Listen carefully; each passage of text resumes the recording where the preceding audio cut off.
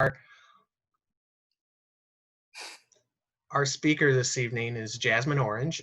I met Jasmine while I was working in Atlanta, and there's a great network of UXers up there in Atlanta, and I met her at an IXDA event, and we kind of hit it off and started talking about accessibility. Was one of the first things that we chatted about, and we've remained in touch and tried to see how our careers are going as we're working through this UX thing that we've got going on. And Jasmine started working about the same time that I started at Advent Health, working for Ernst & Young. So it's kind of cool to see what kind of activity that we have going on in our careers. And she also started being a teaching assistant for a UX boot camp at Georgia Tech, and that's an exciting campus down there at Georgia Tech. If anyone gets a chance to drive through there, just check it out. And as I mentioned, Atlanta does have a kind of a thriving UX community and tech community there. And she is a member of UX Helpers and IXDA, and connected to Women in Tech as well, which she just recently presented a very similar format of content. And so with that, I'll hand it over to Jasmine and let you start presenting. Okay, welcome, thank Jasmine. you. Hi, thank you everyone for joining. Thank you so much, Downtown Orlando UX, and thank you, Wes, for inviting me. Like Wes said, we met at an IXDA event, and he has so far been a mentor to me. He's been very helpful in talking about design and where my career is going. So I've had a great time working with him. So let's get it started. Can everyone see my screen? Yes? Cool. Yes. Thank you. This is Designing for the 10%, How to Unbias Your Designs. Just a really quick introduction. Like Wes said, my name is Jasmine Orange. That is my real name. I did not make that name up, even though it sounds very made up. I'm a UX designer at Ernst & Young. Looking at these slides, I realized that putting currently in italicized makes it seem as if I'm like trying to quit soon or something, and my boss is in here, and so like I'm not gonna quit. I just want to throw that in there. I'm also a TA for the UX UI Bootcamp. I studied industrial design at Virginia Tech, and I'm currently getting my master's in human-computer interaction at DePaul. So a lot of my time has been spent doing design things. So I am obsessed with design. I love talking about it. I like reading about it. And so I'm a really huge design nerd when it comes to both physical and digital design. And one of the things that have always interested me is learning about designing for the 10%. So when people hear things like the 10%, they think that I'm talking about designing for the extremely wealthy, the elite, the Jeff Bezos of the world. But it's actually the opposite. This name came from one of my professors at Virginia Tech named Akshay Sharma, and he taught us about designing for the group of marginalized people, the most marginalized. And so I've always been obsessed with that idea, because these people are ostracized from our societies. In many ways, they're ostracized from even our thoughts. Like, we forget that these people even exist, which is pretty ironic, because these are the people that need our help the most. They're the people that need our protection the most. A lot of times we refer to these people as edge cases. I've heard that being used instead of the 10%. But I find it interesting that we call it edge cases, that these people are being pushed to the edge. And I've always been curious as to why. And one of the reasons is because of things like biases, unconscious bias, and conscious bias, and privileges. That's what's pushing these people over to the other side. So let's talk about bias. Let's talk about why we're forgetting the 10%. So what's the difference between conscious bias and unconscious bias? Georgetown University describes conscious bias as someone being very clear with their intentions, their feelings, and their attitudes about certain groups of people. So in other words, you're aware that this kind of feeling that you have, this discrimination, this phobia of a certain people, you are aware that you have it. Unconscious bias, however, is a little trickier, and it's harder to pinpoint because you may not even know that you have it.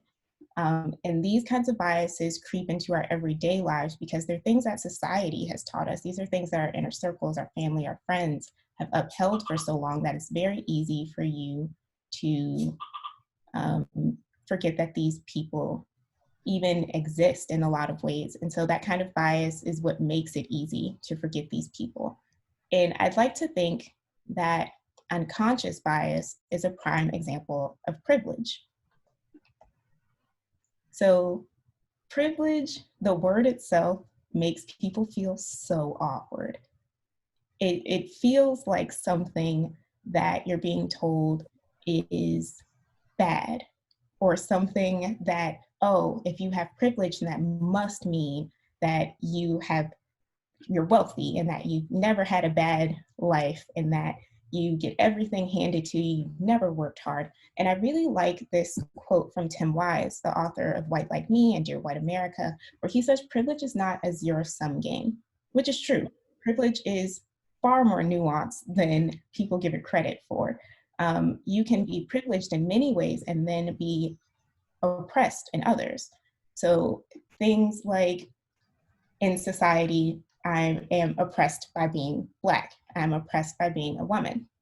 I'm not oppressed by things like poverty.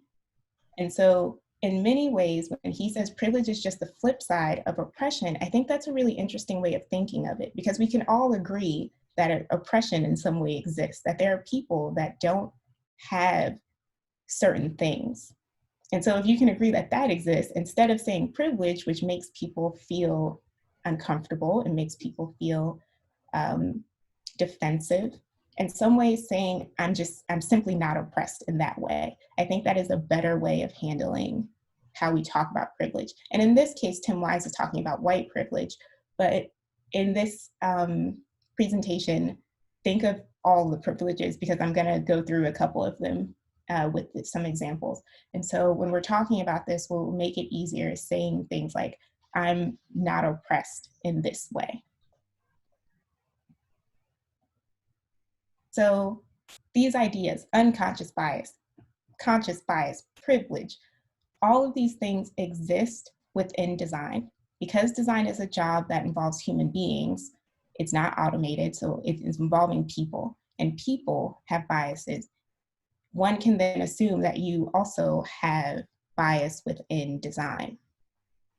The things that we are creating are parts of us, and sometimes those parts aren't the greatest parts. They're parts of us that we can't control. Some of them we can control, but either way, when you're creating something, it is involving parts of your mind. It's involving things like bias. So what happens when biases sneak in, when you have conscious or unconscious biases sneak into your design work? What does that even look like? Well, design biases in products can range anywhere from being annoying and hard to use to even being something that's deadly to the people that are using these products. If they weren't the ones that were thought of when it was created, it's very easy for them to use a certain product and then it become deadly to them. So again, design nerd. So I would be remiss if I did not bring up a whole bunch of examples. So everyone put on your seatbelts. Let's open up these books about these design examples. So the first one, and this one is more of a question before I get into the actual history behind it. The last time you went into a building, did it have a ramp? And if it did, where was the ramp? Does anyone know? In their last building that they went into? I'm seeing some head shaking. And you know, I think that's fair. And even as someone who loves talking about this stuff. I could not tell you if the last building I went into had a ramp. I have no idea. And that's an example of unconscious bias, and that's an example of privilege. I don't have to think about whether or not a building has a ramp. I can just walk through the building, but not everyone can do that, and that restricts access to a lot of people to certain buildings.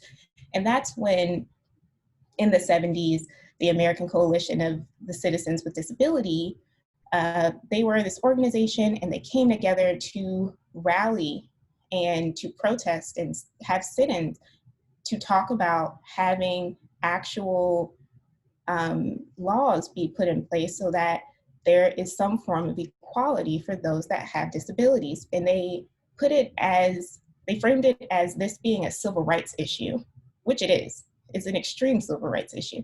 And so because of their hard work, we came up with the Section 504 Act of 1973, which was the world's first disability civil rights provision. My next example is animation design, specifically iOS 7 animation design. I don't know if everyone remembers iOS 7, but when it came out, it was big, much as Apple stuff normally is. They make it seem really big. And then it had all of these animations in them. It had these zooms and these parallaxes and sliding and all of these random changes to the new iPhone and the iPad software. But what they didn't realize is that people that had vestibular disorders, people that normally get motion sickness when they're in a car or on a ship or something, they were getting sick. Every time they used their phone, they were feeling nauseous. And that's just if you had things like mild motion sickness. Those that have vertigo had it way worse. And this was happening for a long time.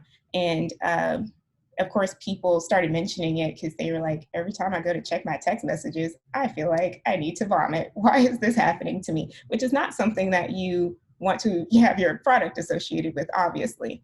And so Apple worked very quickly to fix the issue and give them the option of using, and it's still there to this day, of using within accessibility in the general settings to turn off the animation if you like, or keep it on. So crash test dummies, this is where I talk about it being deadly. Think about the bodies that you see when you think of a crash test dummy. What do they look like? Because this body does not look like my body. I'm very tiny. I'm not that tall, and my older sister is much shorter than me. I'm 5'1". And the bodies that the crash test dummies were made for were people of male presenting bodies. So it was, and someone who is a certain height and someone who's a certain weight. And so when you have cars and you've only tested them on crash test dummies of a certain look, when you if you get into a car and you're a smaller person, you have to sit much closer to a steering wheel. My sister sits very, very close to a steering wheel. And a lot of times when people get into car accidents, in this case, they normally die. And they die not because of the car accident itself, they're dying because the airbag is opening and the airbag is crushing them. And so when we say things like designing without other people in mind can be deadly, this is exactly a prime example of that, of making products like cars and testing them with certain types of crash dummies that don't represent different kinds of people. It can become deadly for a lot of people. That got dark very quickly, but I promise it'll lighten back up. We have the Changing Station, the Baby Act of 2016. So this was only 4 years ago that laws were set in place to have changing tables in all publicly accessible and federal buildings. And it is specifically in place for men's bathrooms. So prior to this, there were no baby changing stations in men's bathrooms. So what is that saying about family dynamics and who they think a family involves and who has the responsibilities in a family and who doesn't? And so it's excluding so many people. And all I can think about is those men that have to change their babies on the floor. Like that's so gross. And that's unfair because, like I said, that's excluding different types of families, different types of family units and dynamics are being ignored when you only say changing station should be in this room. So even things like interior designs have those kinds of biases in them. And then don't get me started on things like how high cabinets are in my apartment and how I can't reach any of them. And even when it comes to things like artificial intelligence, Wire reported back in 2019 that the US government's test found that even the top performing facial recognition systems misidentify Black people 10 times higher than they do white people. Actually, right before I joined this, I just read an article about a Black man who was wrongfully convicted of a crime because the face recognition thought that he was someone else. And then ImageNet, which is credited for unlocking the potential of deep learning by basically feeding images into their system and having the algorithm place it into categories.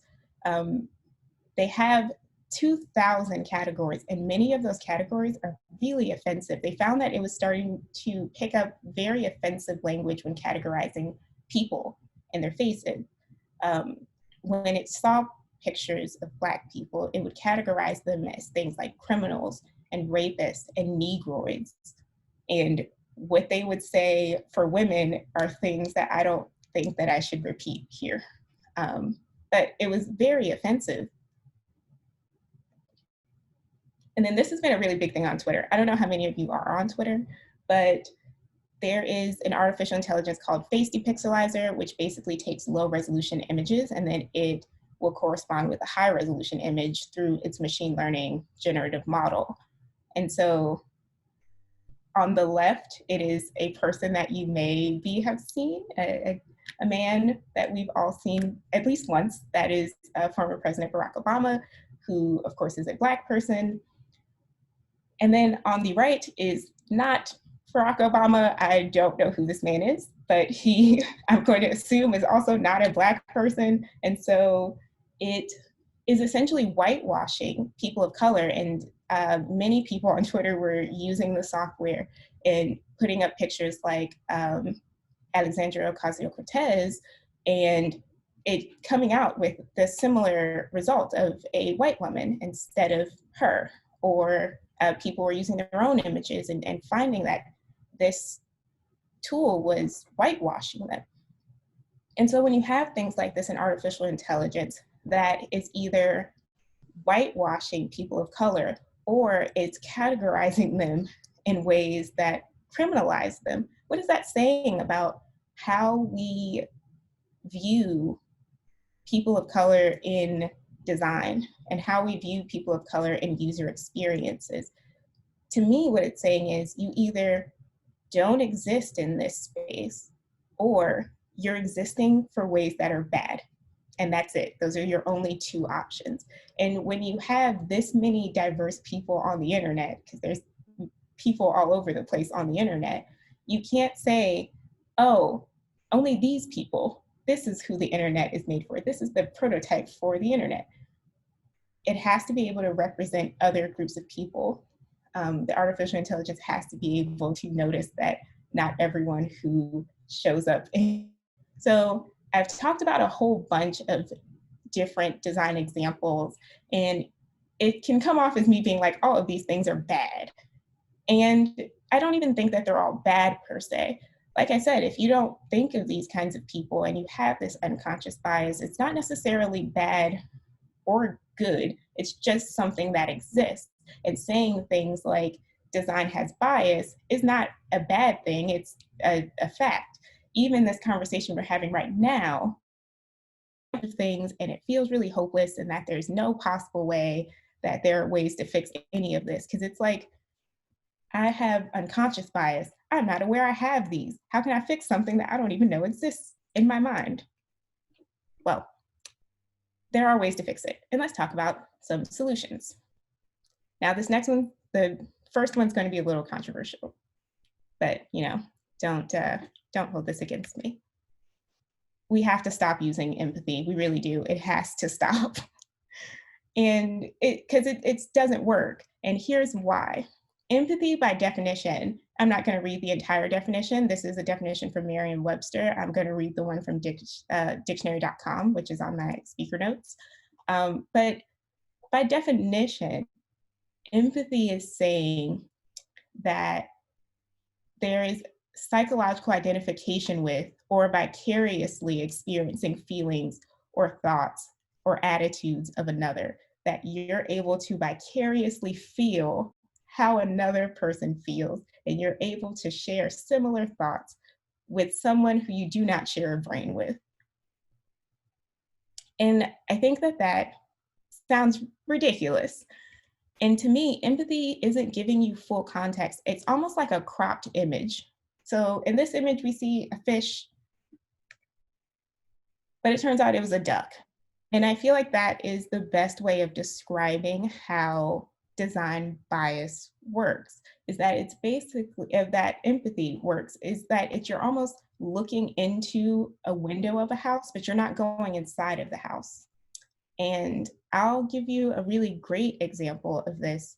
When I was in college, I was given a project where I had to design for someone who had macular degeneration, which is at some point your eyesight will start to go and you will go blind. You specifically start going blind in the center of your vision, so you can still see on the peripheral before it starts to take over your entire vision. And this normally happens to those who are elderly.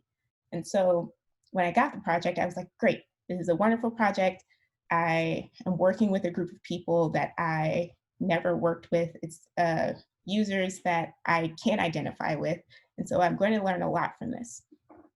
And so to better understand what it was like to have my vision go, I used a pair of fake glasses and I put black marker on the center. I scribbled in black marker. I put in a little bit of black tape so I can make sure that I could not see in the center. I can only use my peripheral. And I thought, this is a good way of me knowing what it's like, to know what it's like to have your vision go and how hard it is to be able to see. But much like this picture, it only gave me some context. It didn't give me the full context, because when that project was over, I could take the glasses off and I can continue on about my life. I don't know what it's like to be going blind and deal with that every single day. I can try to understand it, but there's no way that I can know and feel vicariously what that person feels when they're going blind. Similarly to things like losing an arm, losing a child, things like that. I don't know what that's like. And I cannot sit and pretend like I know what that's like, because one, it's not possible. Two, you're doing a disservice to these people that have to go through this every day. You're basically saying, no, I know exactly what that's like. I get it. I get that. You don't get it. Because even if you go through the exact same experiences, we don't share brains, so our thoughts are going to be different about the experiences. And so I don't think that empathy is the best thing. It is something that, of course, we're all taught is how we connect with our users. It's the way that we work on our projects. We're told to put empathy first. And I think that that's really doing a disservice to your products.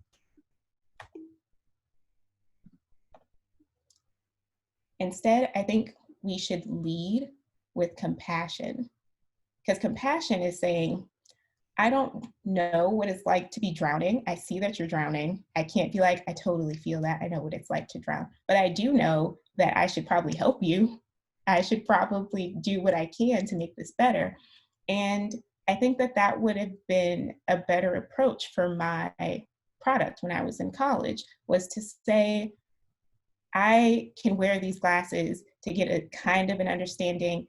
And it did open my eyes to the fact that this is something that does happen to people. And it could very well happen to any person, because even if you aren't going blind, as you get older, of course, your vision's not going to be the best, and we're all going to get old, hopefully.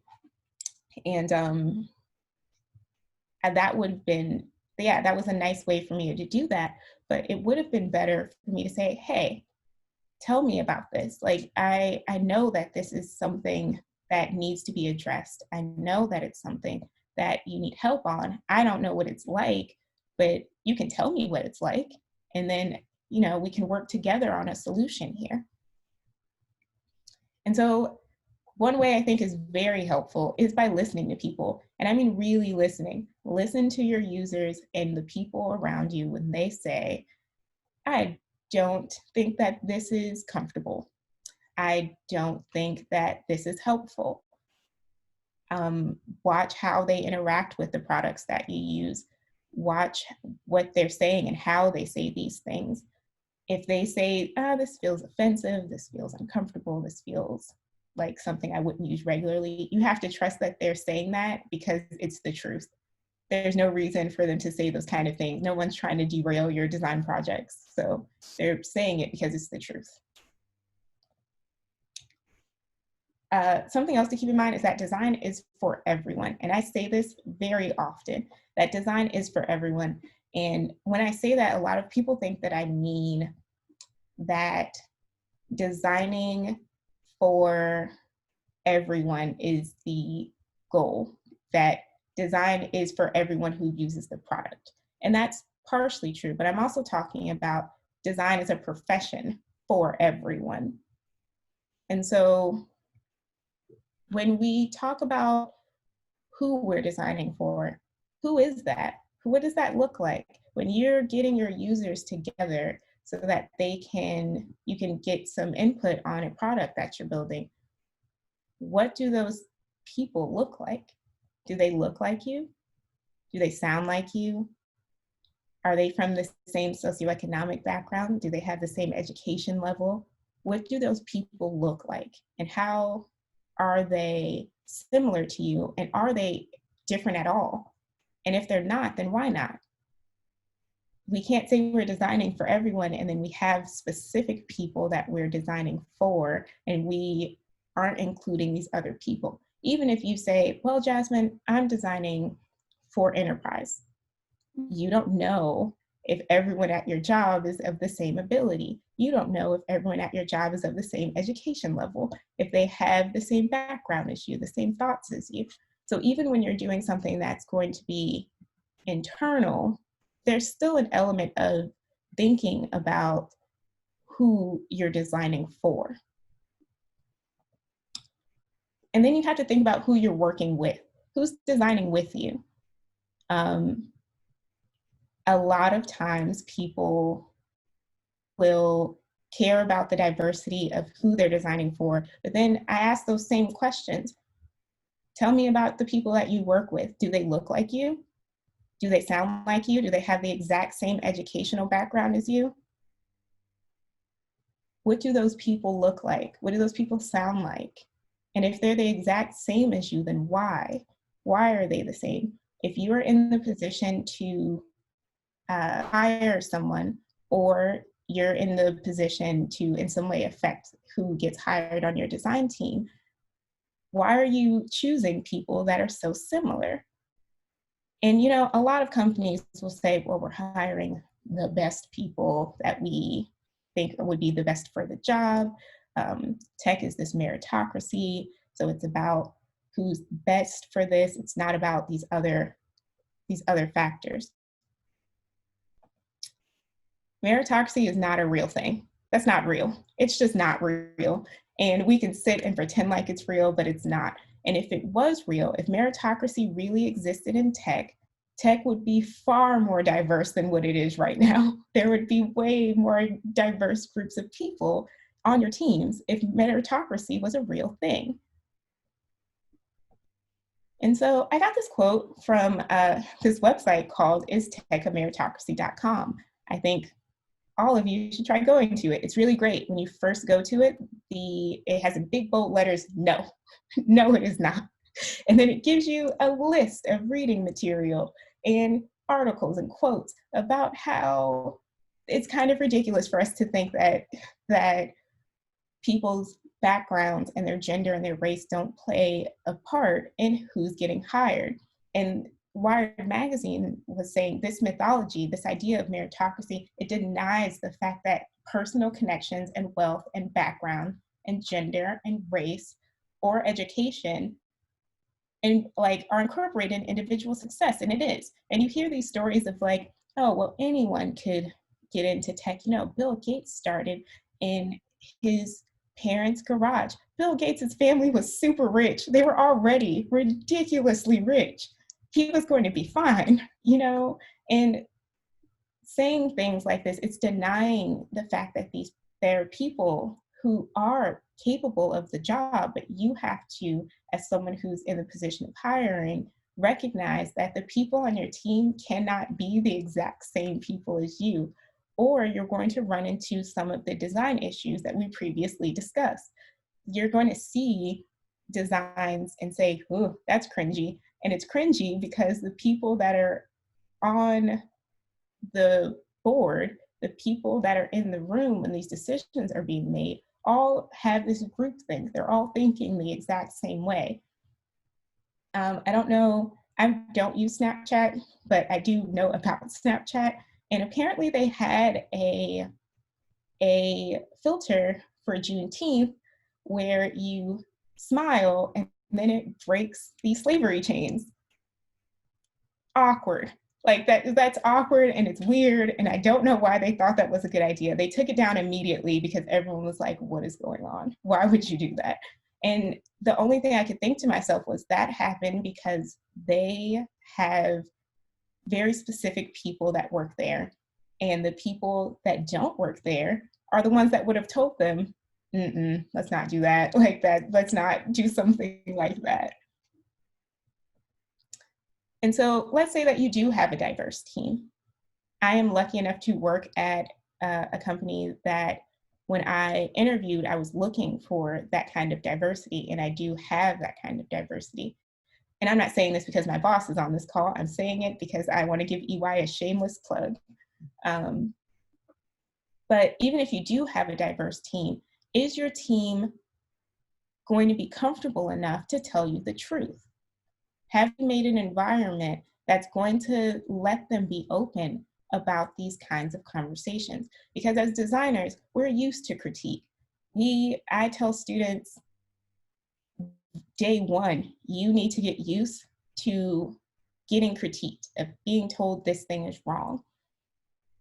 But then we can't say, oh, I'm fine with getting critiqued about this layout. I'm fine with getting critiqued about this button. I'm fine with being critiqued about this research, but then be uncomfortable when the critique is something like, this verbiage is very ableist. This design idea for Snapchat, racist, bro, like very racist. You can't pick and choose the critiques that you want to hear. If we're going to be in a profession where we are constantly being humbled, and I do think that that's what I like about design, is that I can't ever say that I know everything, because there's always going to be more that I can learn on, and there's always going to be room for growth and for critique. We can't then say, oh, design is a profession where you can be humbled, but not in a way. Like that's too much. Don't mention these things. Because at the end of the day, critique is critique. And what you're being taught in these moments is that this thing you did, not the best, let's make this product better. And how you make it better is by having diverse teams that are going to feel comfortable enough to give these kinds of critiques. So what happens then when all of the things I just said are taken into consideration? What do those designs look like? So again, let's strap on those knowledge helmets and let's look at some design examples of what happens when we have unbiased designs. What does that look like? Are you gonna play? I have a video. So I don't know if all of you know what Animal Crossing is. It is a sensation. Everyone loves it. I'm not entirely sure why, because it's literally just like The Sims, except I'm paying some debt collector all the time who's a raccoon, and that drives me insane. Actually, I just said an ableist term, something that I'm working on getting rid of. So things like saying insane, it's ableist and it's wrong. And I shouldn't say those things. And I've been working really hard on not saying those kinds of things, because if I say it here, then I'm going to feel comfortable enough putting it in a design or having that kind of thought in design. So there you go. It happens all the time. But if you go to the Animal Crossing website, it has this very fast animation. But at the top, it has reduced motion. And when you put the reduced motion on, it gives you easy transitions from one page to another. And so instead of having those extremely fast transitions, you get the option, and it's making people not sick the way that iOS 7 was, but it's giving people the option to still experience the exact same website. And it's helpful not only for those who get motion sickness, it's also just helpful for people who don't want to see really fast animations happening. To me, I'm like, I don't know what's going on because this is moving so fast. So being able to turn it on and off is helpful, not just for one group of people, it's helpful for a lot of people. So closed captioning is one of my favorite examples. And it's because it's one that I use all the time. Closed captioning was designed to be for those that are hard of hearing. I use closed captioning when I'm in the kitchen and I have on the stove fan and I'm trying to recreate what I see on Chopped, but I can't hear who's getting chopped, so I put on the closed caption.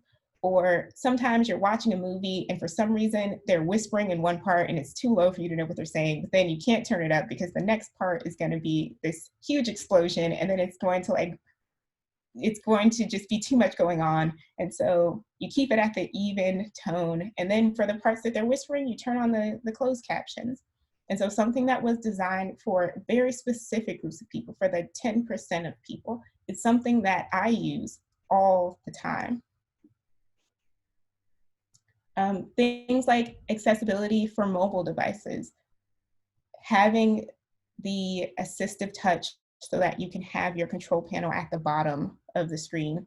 It isn't just helpful for one group of people, it's helpful for a lot of people. I personally like the fact that when you have in the AirPods that Siri will read your text messages for you, or you can have her read them all the time, even if you don't have in the headphones.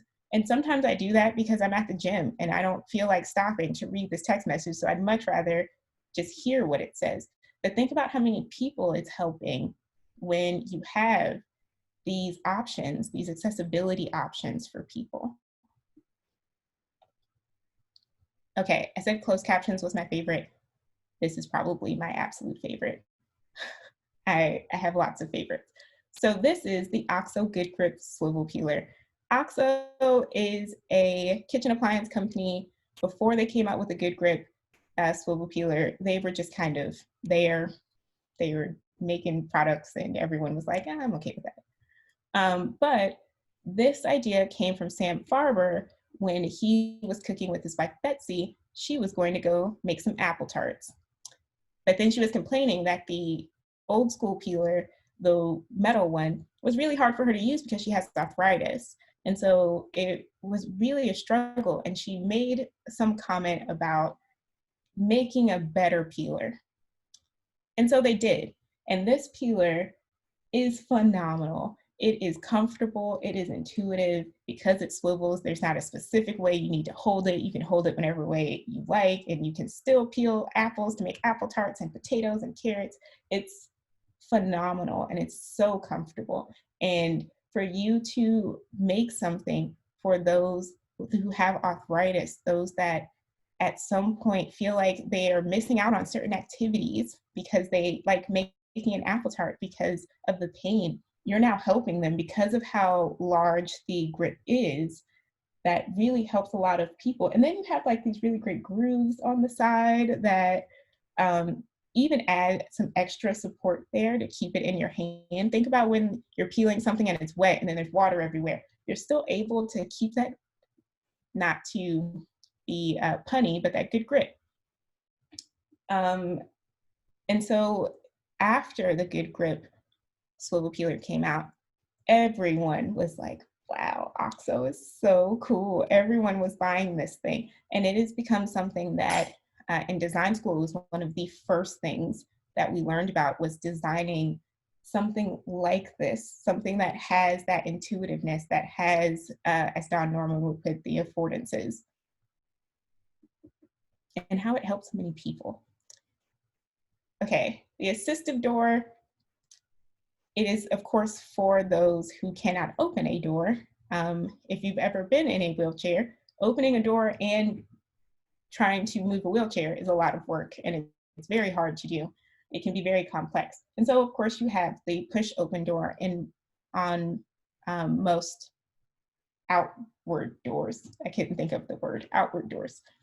But I know lots of people who use this button, especially now with COVID. People are probably going to be using their elbow for this button for who knows how long, until sometime in 2022, when you have a whole bunch of things in your hand. You're filled with groceries, or you have your child with you, and I know children love pushing this button. My nieces, for some reason, are like, let me go and press the button. And I'm like, I'm already opening the door, but that's fine. Press the button, I guess. So things like situational disability, where you push this button and now you're able to walk through the door. But I also know people who use this button because they're lazy and they don't want to open a door, and that's okay too. But having something like this that stops this idea of saying those that have disabilities can't enter, because without it, that's essentially what you're saying. If you're in a wheelchair and you can't open the door because it's difficult to do both at the same time, oh well, hopefully someone's nice enough to open the door for you. You're empowering these people to give back the normalcy, quote unquote, of their life, of pushing a button, opening the door, and everyone uses it. And then you have things like voice design for different speech patterns. So of course, there are people that have stutters, they have stampers, they have different kinds of speech impediments, but also people have accents. Not everybody is from America, not everyone speaks perfect English. A lot of people use AAVE, a lot of people use different kinds of slang, and you would want your voice design to be able to pick up on that stuff. Or even if you are the marker for perfect English, sometimes you're eating a bag of chips and you still want Siri to know that you're talking to her. And so if you have a mouthful of chips and you say, hey Siri, she should be able to pick that up. I had to check to make sure she didn't pick that up. I specifically tried to turn it off, but so having something like this where it's saying, hey, I recognize that different people exist and that people speak differently for a myriad of reasons, but I'm still going to give you all the same service. Everyone gets the same service. How wonderful is that? How fun is that to know that everyone gets the exact same thing, that we can all experience the fun and potential annoyance of using Siri. So going back to that Uber example about how Uber does not let us use cash. So in May 2015, Uber did roll out a cash payment option in a city in India. Following its success, they extended the choice to 4 more cities. And by the end of the year, Uber completed 1 billion rides. 1 billion. Think about that business model of, if we're only talking about the business side of things and not the moral side, but think about that, how helpful that was for so many people. If you're trying to scale as something as big as Uber, you have no choice but to then start thinking about people that aren't American, people that have different cultures and different lifestyles. And actually, Nancy Duyon, who is a Haitian-born designer, she worked on this product, and she has wonderful, wonderful resources and really great talks. I got to hear her talk at a Google conference, and I was mesmerized. I was so inspired by what she was saying. And so when you have something like this, it really revolutionizes how a product is being used. And so now Uber, by 2016, Uber offered the cash payment option to over 150 cities. And then that number grew in 2018 to 400 cities. And now Uber riders can choose cash in 51 cities. They still need to work on doing it here in America, but it's a start. It's getting somewhere. It's saying we acknowledge that not everyone does things the exact same way that we do things, which I think is really important to mention. And so all of these moments of innovation are examples of the dedication that one has to have in their team and with their users, and their dedication to diversifying their mentality around design and saying, my team has to be for everyone. My users need to be everyone. I need to not just design for people that look like me. And I need to start thinking about people that aren't me. And so having something like biases, which can be scary and they can be hard to shake, that's when having these kinds of thoughts about your team and having a diverse team that says, well, you may not think about this bias because it's unconscious to you, but it's very conscious to me, and I don't, that needs to change. Having users that are just as diverse as your team and are just as diverse as the people that exist in this world who could be using your product. And then having the mentality to open your mind for innovation. Innovation is things like diversity. It's allowing you to be open to new ideas and new suggestions, and allowing you to truly design for that 10%. And if anything, I hope these examples and this entire story has shown you that designing for the 10% is designing for the 90. We are all a part of this. So it's not, oh, it's so hard to design for these people. Well, one, this is a job. So like, it's going to be hard, and you have to do hard work sometimes. But it's also something that you're designing for these people, and it makes so many other people's lives easier, which is not the case if you do it the opposite way. If you're designing for the 90%, you're making the 10% life harder. Why do it that way when we can make life easier for everyone? Because that is the point of design. That is the point of innovation. If that was the case, we would have stayed cavemen. We would have stayed in those kinds of periods, but we didn't. We saw innovation, we saw it as a way of making life easier, and we found those problems and then we fixed them. And we're going to keep doing that. But who are we bringing along with us when we say that we're fixing these problems? Who gets to join us in this innovation, and who gets to benefit from it?